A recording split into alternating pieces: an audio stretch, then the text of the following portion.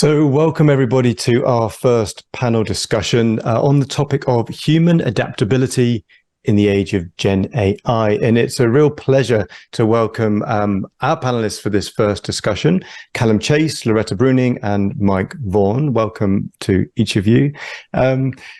Just to start us off, please could I come to each of you in turn and ask you to say hello and just a few words of introduction. Callum, please, I'll start with you. Hello. My name is Callum Chase, and I had a 30-year career in journalism and business and retired in 2011, which gave me the opportunity to explore an idea I've been fascinated about since I read Ray Kurzweil's Spiritual Machines, Are We Spiritual Machines, in 1999. And that idea is that superintelligent AI might arrive on this planet in my lifetime.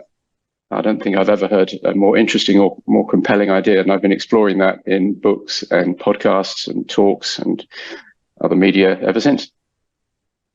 Thank you, Callum. Welcome, welcome. Loretta, please. Hi there. Hi, I'm Loretta Bruning. I'm the founder of the Intermammal Institute, and I do research and write books about the animal brain that controls the chemicals that make us feel good and bad and how it's wired from early experience.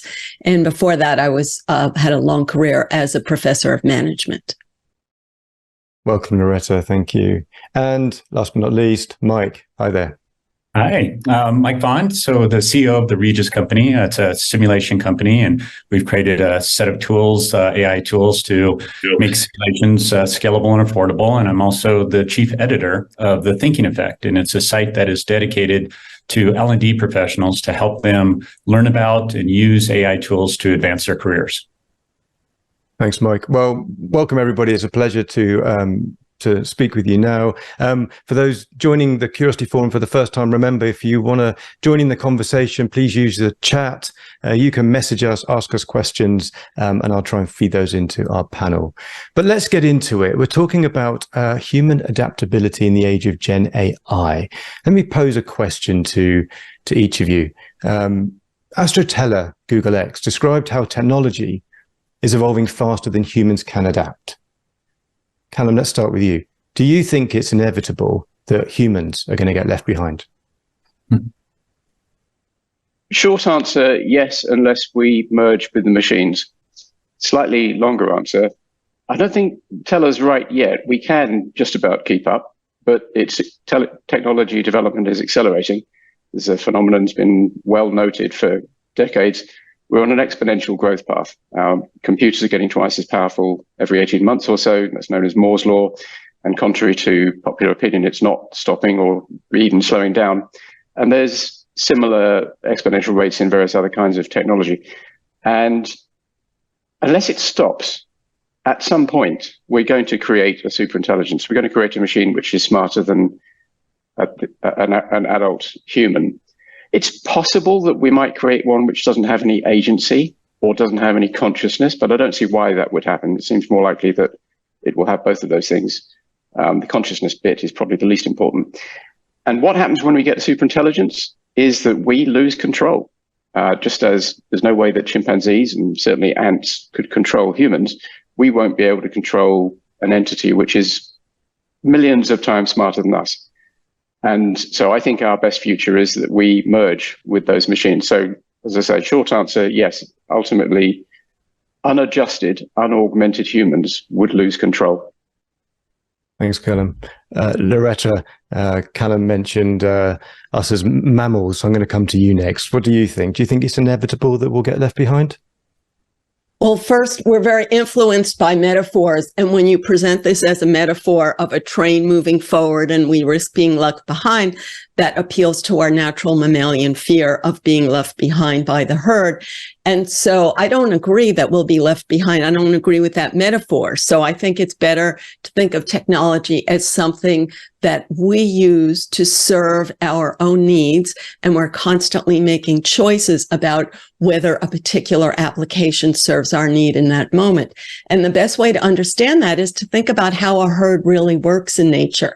So if you see a wildebeest crossing, it looks like they're all moving together, but rather each individual has agency and is making a decision about when to take its next step. And when it has to cross a river and it's attacked by a crocodile, the herd does not protect it from crocodiles, period. Each individual has to deal with that.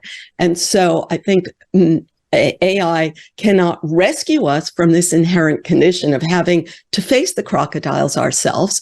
And so we should better off feel empowered and keep reminding ourselves that we constantly have the power to make our choices about when we use it and whether it's an application that serves us. Thanks, Loretta. Mike, what do you think? So I did my very first AI project in early 90s and actually implementing some neural nets. And so saw kind of breakthroughs happening almost every 10 years. And then it started accelerating to about every 5 years. And then most recently, every year, and then every month. And now, honestly, seeing breakthroughs almost every week. And so in one sense, it's really exciting. In another sense, it's very daunting and quite intimidating at times, even with my passion for AI.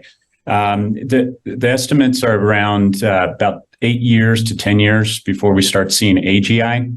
And that's when AI starts to become quite intelligent, where it can generalize its intelligence across different types of domains.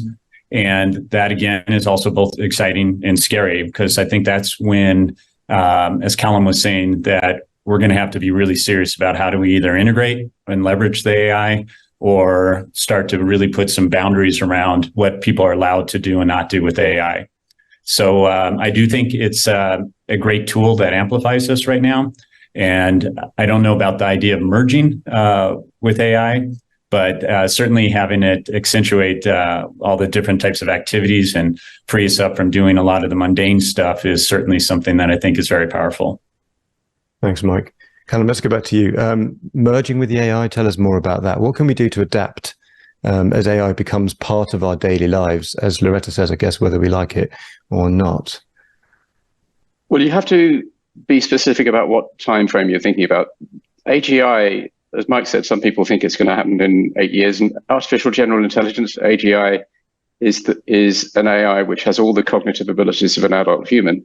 What you get beyond that is superintelligence, and there's probably no upper limit to that. And as I say, it could be millions of times smarter. In the period between now and the arrival of AGI, we do have control. We're smarter than it. We can decide what it can and can't do. And in theory, we could decide whether to develop it further. In practice, I don't think we can. I think that because the advantage of owning a better AI than your competitor is so great, you win whatever competition you're in. We're not going to stop. If you're a company or a government, then having a better AI is really, really important. If you're a military, it is literally life and death. So I think it's impossible for us to cease developing advanced AI. And cease is one of the 4 C's. I think there are 4 C's in our future, 4 possible scenarios. Cease is one of them. The second one is control, which a lot of people are working on really hard, and I hope they succeed. But I just don't see how we can ever hope to control entities which are a million times smarter than us. And then the third scenario is catastrophe. Many people think this is inevitable. I don't. The fourth scenario is celebration, which is that the superintelligence really, really likes us, decides to help us. And as I say, encourages us or allows us to merge with it. Why do I think that would be a good thing? Being human is really terrific. I'm really enjoying being human and I don't want to stop. However, being superhuman would be better, almost by definition. Humans are subject to all sorts of frailties and limitations. We die, we can't travel through space, we can't be in more than one place at any one time. Superhumans, superintelligences will surpass many of these limitations. And I think that would be a very good thing. So kind of perhaps that's the positive if for those that want to live a more superhuman life. Loretta, there's a lot of fear and anxiety around, particularly the Gen AI world that we're going through at the moment. Is this misplaced, the fear and anxiety that people are experiencing? Well, expectations have a huge impact on our emotions. You may have heard that if rewards exceed your expectations, dopamine is triggered. If rewards fall short of your expectations, cortisol, the stress chemical, is triggered. So a lot of it has to do with individual expectations. And I'll give you a great example. When I decide to use an AI virtual assistant while I'm maybe getting tech support or something, and if I think, oh, this will save me time, and then, as you know, often doesn't save you time. And then you get very frustrated. And that's a lot of stress, and the stress is in your body for a good hour. So managing one's own expectations, I think, is a huge factor in whatever particular AI goals a person sets. And we can't always predict, will this save me time or not? A lot of uncertainty, but to be conscious of your own goals. My goal is to communicate and save time. Is this tool helping me do it? Can I have realistic expectations and exceed them? Yeah. Mike, let me ask you a very direct question. Do you think Gen AI will make us lazy? And are there some new skills that we're going to need to learn instead of just becoming lazy and letting things, let it take our place there?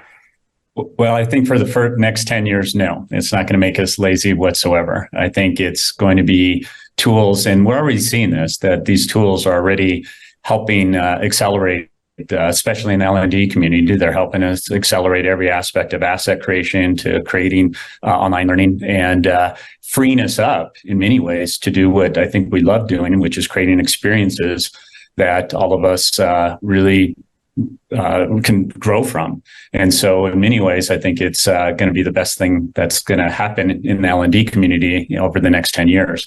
Will it make us lazy going forward? I think there is that potential. Already saw some pretty cool tech. I don't know if anyone saw that AI pin that came out recently, but it's pretty amazing in what it's already allowing people to do and taking care of a lot of activities for you. And does that free us up to do other things? Perhaps. But does it also make us a little bit lazy and not put the thought necessary into the critical thinking? Yeah, I do think that is a high possibility. Do you think we're learning new skills, or are there new skills that already we need to learn that you're seeing, Mike? I think we need, I think they're the skills that we know, which is kind of the higher cognitive skills, the critical thinking, the analyzing, being able to weed through all the noise, decision making, problem solving. These are the things that make us uniquely human. And these are kind of the things that AI, at least right now, is not good at. AI is a great knowledge repository, but it's not great at doing a lot of those types of things yet. And so I think those are the skills that we need to focus on in the next 5 to 10 years and really start to develop those out. I'm going to just turn to the chat and I'll look at a couple of the questions in the chat. There's a few that where folk are asking about ethics here. Just to pick one up, Callum, I'll come to you first. What ethical considerations should we keep in mind as Gen AI continues to advance? I'm nervous about the use of the word ethics when it comes to AI because it creates false expectations.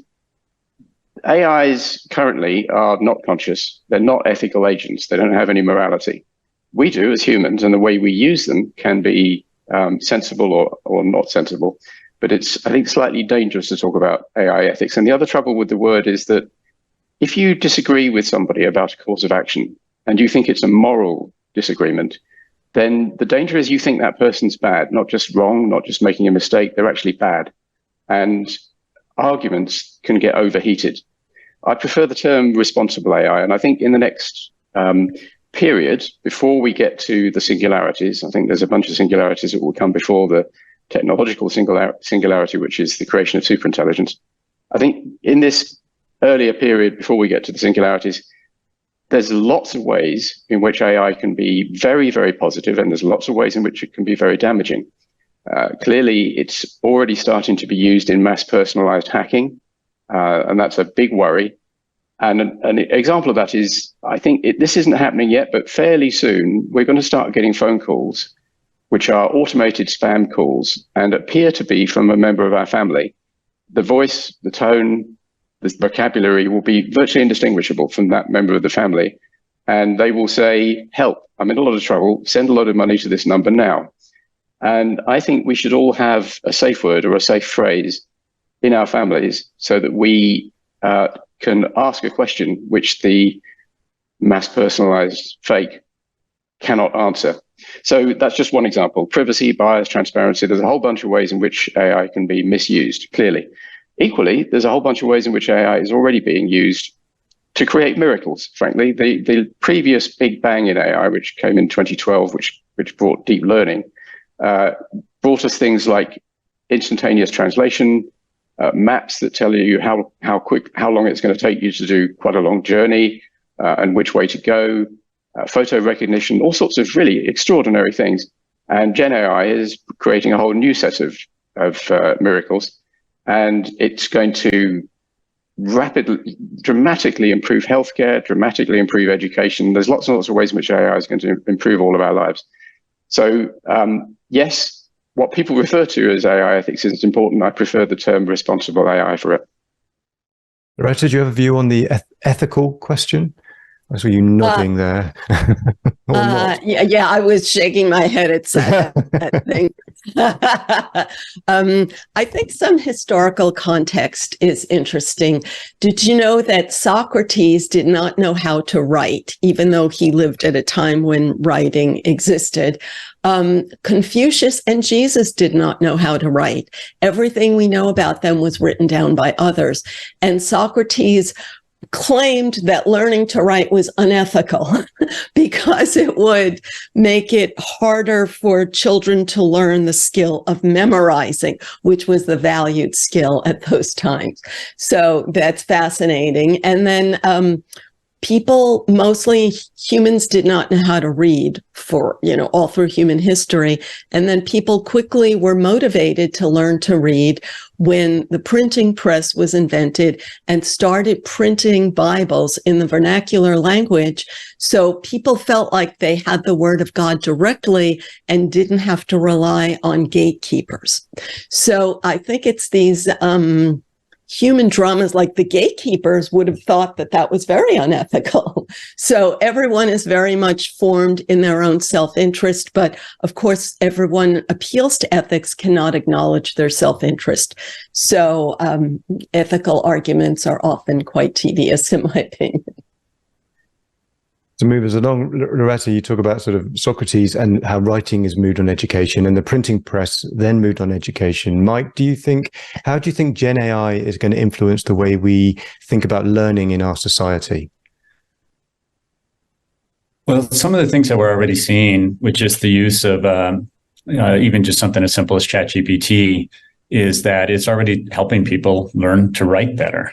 So it's actually kind of leveling the playing field. I think BCG wrote a pretty good report recently where they gave some AI tools to individuals that were known to be quite good in their job, and then some others that were kind of new, didn't really understand it. And it really helped amplify the skills of those individuals that were new to the role and didn't really understand the role. And so that's a level the playing field, which is pretty exciting because that starts to help organizations really give opportunity to a lot of people that typically would not have that opportunity.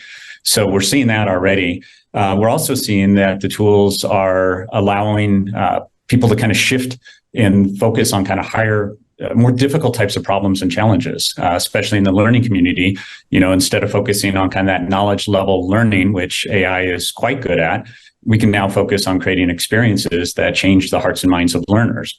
And so we're already starting to see kind of a shift towards that as well. So I guess in many ways, I see a lot of good coming from what we're learning from the AI tools and what it's going to allow us to do going forward. Thank you. Callum, what do you think on that one? I agree with Mike. I think generative AI will help many people write a lot better. And that's an underrated advantage. A lot of the writing that people send to each other isn't terribly clear. And so that creates lots of misunderstanding. So if we all communicate better, that'd be a huge improvement. I think really we don't know the differences that Gen AI is going to make. It's only been a year since ChatGPT was launched. It's been 7 months since GPT-4 was launched. So it's very early days. I think it will be like spreadsheets where people thought, oh God, that's the end of people, children, everybody knowing how to add things up and do basic arithmetic. But actually, spreadsheets has made us able to do much more complicated, useful things than we were able to do back in the old days when I was in school, when we used to use slide rules, believe it or not. So I think it will be a tremendous accelerator of human ability, and we will see really interesting and surprising effects. Loretta, you mentioned earlier that around our ability to follow the herd, and we quite like just to follow the herd. That's a nice, safe place to be. There's a lot of experimentation and enthusiasm, particularly for Gen AI, but of course, wider AI applications at the moment. Are we at risk of just blindly following the herd?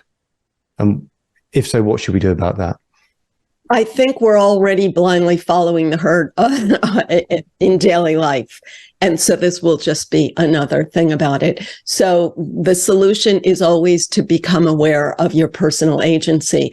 And as I said, when you see a video of a herd moving across the savannah, you don't realize that that's an emergent property of individual decisions, and to keep bringing your consciousness back to the individual, like each wildebeest is making a decision. Should I walk this way or should I walk that way? If they walk toward the herd, all of the grass that's available to them has already been peed on, and they know the difference and they don't like it. So they're motivated to step away from the herd. But if they take too many steps away from the herd, then they'll be eaten by a predator. So they're always making the decision, should I take this next step a little closer to the herd or a little away? And that's really the agency that we have, is like, how much in this particular moment will this AI tool help me advance my goals? Or how much can I work better without that tool? And frankly, I have friends who have done things on AI and then spent more time revising them and said they could have done it faster themselves. So just that's the decision that we'll be faced with in each moment. Mike, do you agree? And when we mentioned experimentation, what are some of your sort of favorite experiments that you're seeing around Gen AI at the moment? Well, a quick experiment that I did on myself. I've been traveling every single week and speaking about AI, meeting with organizations and CLOs. And so all that travel has put a lot of pressure on my wife to take care of things. And so I decided I'm going to write her a really nice love letter and have this wonderful meal for her. And so I put this letter together, and then I was like, I'm going to run this through ChatGPT and see what it does with it. And first off, it was very humbling because it rewrote a lot of it. But what it did really well is that it changed and reframed things. So the intent was something that she could hear, something that she could feel. So I actually shared it with her, and it was, we're having a good laugh over it. And she was like, this is amazing. I really feel heard. And so it taught me how that I need to think about the words that I use, how I frame things, how I structure something. So, she felt heard. So that was a recent experiment. That was pretty exciting. And then you asked about do I agree with the herd thing? What I'm seeing right now is that it doesn't feel like a single herd. It feels like there's all of these different opportunities that are starting to take place. There's all this stuff going on in healthcare now, and then all this stuff going in the back with deep AI and deep learning and so forth. And then all this stuff around robotics and cars. And, it's almost like it's giving all these different opportunities. So it's not just following one single herd any longer. It really does feel like it's opening up opportunities that you can now follow your passion and do something with AI that you might not have ever had a chance to do before. So I do see it not as a single big herd any longer. Alan, what's your view on this? And again, any particularly favorite experiments that you're paying attention to?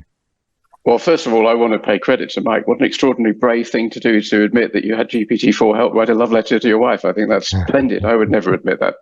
I would never do it. No, seriously, I use GPT-4 a lot. I write two kinds of books. I write about AI and I write about travel, because I travel quite a lot. And I use GPT-4 to write the first draft of a lot of the chapters in my travel books. And in the editing process, I have to essentially entirely rewrite it. So there's not much left from the first draft. However, getting the first draft done is always the most painful and tedious and annoying part of writing. So it's wonderful to have a machine do that for me. I think it speeds me up by about 50%, which is dramatic. And I think I'm part of one of two herds. I think there's two herds at the moment in areas of the world which have got access to GPT-4. One herd is busily experimenting away and finding out what works, what doesn't work, and wasting time on some projects and saving a lot of time on other projects. And then there's another herd which either hasn't really thought about it or is scared of it and isn't using it. And I think that second herd is putting itself at a grave disadvantage in the job market and in actually possibly in the love market as well, as Mike's experience is anything to go by. One of the topics that's coming up in the chat at the moment is about work and the future of work and what AI will mean for jobs and the roles that we do. Brandon was asking, do we think, maybe Callum, I'll ask you first, there will be a job left untouched by AI in a reasonable time frame, let's say? Short answer, no. I've thought about this a great deal. I wrote a book called The Economic Singularity about what happens to jobs. And again, I think it all depends on what time frame we're talking about. At some point, unless we stop developing these machines, and as I've said, I don't think we will, or unless there is some reason why there's a hard stop, we simply can't, or it's physically impossible to make them smarter. Assuming neither of those two things is true, at some point we will make machines which can do pretty much everything that we can do for money, cheaper, better, and faster than us.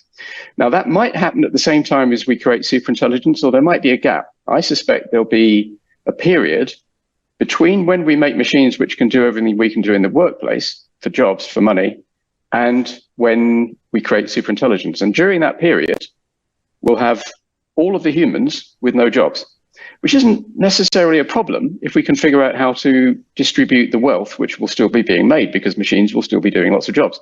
And humans will be doing lots of work. Work is something that we do for fun as well as for money. And in fact, most humans, the jobs they do don't give them any fun. They don't give them any meaning. There's lots and lots of surveys have shown there's only about 15% of people who really, really enjoy their jobs feel self-actualized by them. Most people do their jobs just to put food on the table. So if we can take that drudgery away, that would be a good thing. Now, when will that happen? When will we get the economic singularity so that there are no more jobs for humans? I don't know.